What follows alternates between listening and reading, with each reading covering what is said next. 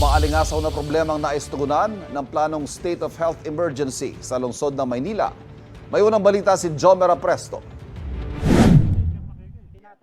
Naglagay na ng bulak sa ilong ang 74 years old na si Mang Eduardo dahil sa masangsang na amoy na dala ng mga basura sa bahaging ito ng San Lorenzo Street sa Tondo, Maynila.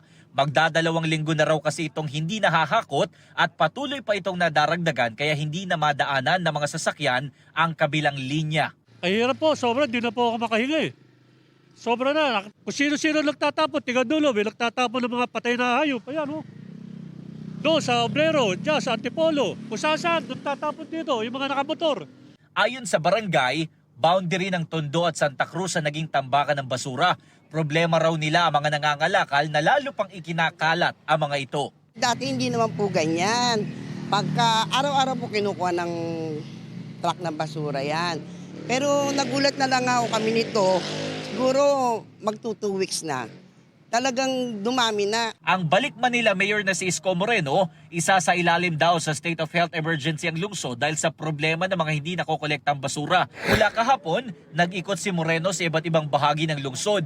Pinahakot na raw nila sa Lionel Waste Management Corporation na dating service provider ng Maynila ang mga basura sa ilang pangunahing kalsada. Kagaya sa bahaging ito na Mel Lopez Boulevard na halos malinis na ang Center Island. Sa bahaging ito naman, naabutan pa namin na hinahakot ang mga basura na naipon din ng ilang araw. Gayun din sa bahaging ito kung saan naiwan na ang amoy ng basura. Sabi ni Moreno, mahigit 50% na ng mga basura ang nahakot.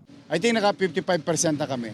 Ang tansya namin mga 3 days, babalik na sa normalization. No, hopefully, pinagpapasalamat ko na rin sa Lionel, walang toss gas. Sinabi rin ng alkalde na tinapos na ng PhilEco at Metroways ang kanilang kontrata kahapon.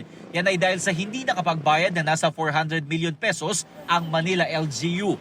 Bukod pa yan sa 561 million pesos na naunang utang sa Lionel. Sinusubukan pa namin kunin ang panig ni dating Mayor Hani Lacuna. Ito ang unang balita, Jomer Apresto para sa GMA Integrated News. Kapuso, huwag magpapahuli sa latest news and updates. Mag-iuna ka sa balita at mag-subscribe sa YouTube channel ng GMA Integrated News.